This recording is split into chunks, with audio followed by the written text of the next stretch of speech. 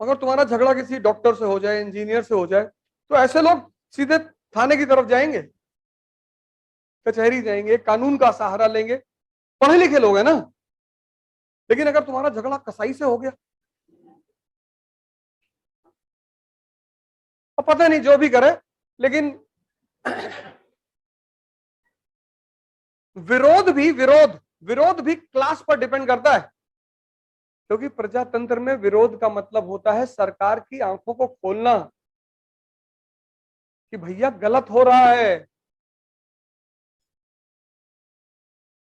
प्रजातंत्र में सरकार, अपोजिशन जो है वो सरकार की सबसे घनिष्ठ मित्र होती है। ये तो आज अंधों को नहीं पता है, आज तो पटीदारी हो गई है। जैसे गांव में पटीदारी है, ऐसे बाहर पटीदारी हो रही है। अरे भैया राम के मतलब मान लो रामनवमी का जा रहा था, पत्थर मार दिया लोगों ने, डंडे से मारो उनको, पैसा छीन लो, टीवी निकाल लो उनका, फ्रिज ले आओ। मकान क्यों गिरा रहे हो यार? अगर तुम्हारे पास अपना मकान होगा और तुमने बनवाया होगा, मतलब तुमने उसमें मेहनत की होगी, तो तुम्हें पता होगा मकान कैसे बनता है।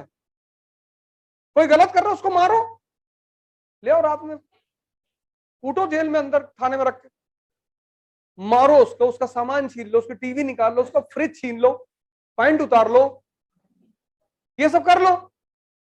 उसका घर क्यों गिराओगे? सरकार में, प्रजातंत्र में जो विरोध, जो अपोजिशन होता है ना, वो सरकार का सबसे बड़ा मित्र होता है। वो सरकार को गलत करने से रोकता है। अगर हम मोदी जी के खिलाफ बोलेंगे तो इसका मतलब ये नहीं कि हम उनके दुश्मन हैं। हम उनको अवगत करा रहे हैं कि चाचा गलती कर रहे हो, ऐसे नहीं होना चाहिए।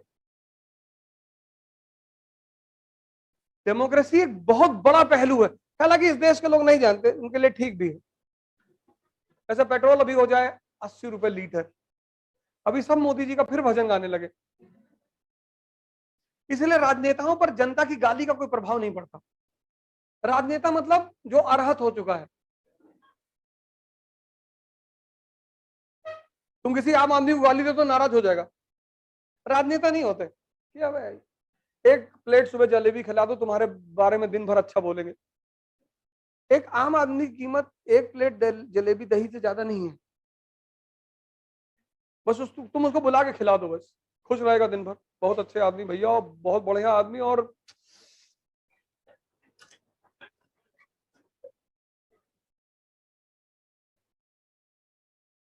राजनेता मतलब वो आदमी जो अर्हत हो चुका, अर्हत।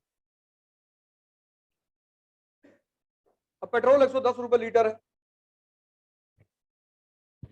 क्यों नहीं होगा? श्रीलंका की अर्थव्यवस्था तबाह हो चुकी है, हम उसको मदद कर रहे हैं, हमारा पड़ोसी मुल्क है। नहीं तो चीन की सेना बैठा देगा वहां पे। पाकिस्तान की अर्थव्यवस्था, हम नहीं चाहते थे इमरान खान जाए। इमरान खान समझदार लिबरल आदमी। कोई कट्टरपंथी बैठ जाएगा, वो देखेगा अरे न्यूक्लियर मिसाइल लगी, बोले दो मार दो दिल्ली पे।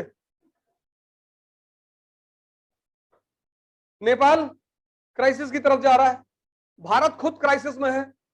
तो ये जो चारों तरफ के पड़ोसी हमारे, अगर ये पड़ोसियों को हमने नहीं संभाला तो इनके लड़के हमारे घर में कूद जाएंगे।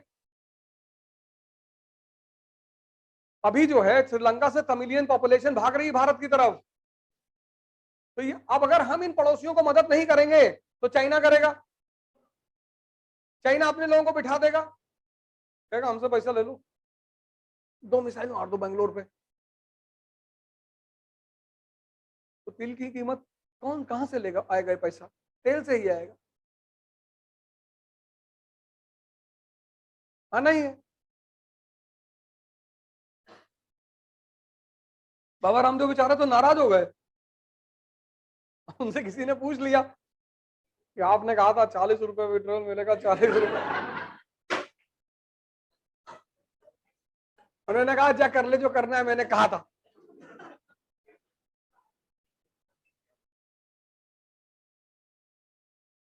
नहीं, उसके बिना वो बात पूरी नहीं होती ना। अगर उसको,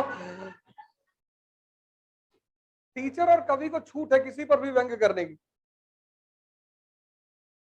कवि और शिक्षक दोनों को छूट है, किसी को बैंक कर सकते हैं, लेकिन समझदारी से करना पड़ेगा, नहीं तो आजकल हालत बहुत खराब है। सरकार किसी भी बैंक को सुनने को तैयार नहीं है, कहती उल्टा सीधा बोलोगे सब बंद करा देंगे, ईडी का छापा मरवा देंगे। लेकिन जब आप बच्चे को मारते हैं तो उसको रोने दीजिए। कुछ माता पिता होते हैं ना, वो बच्चे को मारे, फिर अगर वो रो रहा तो कहते हैं अब रोगे तो और मारेंगे।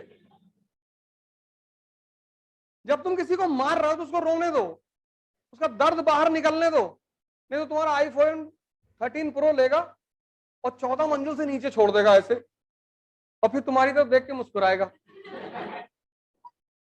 कि मार।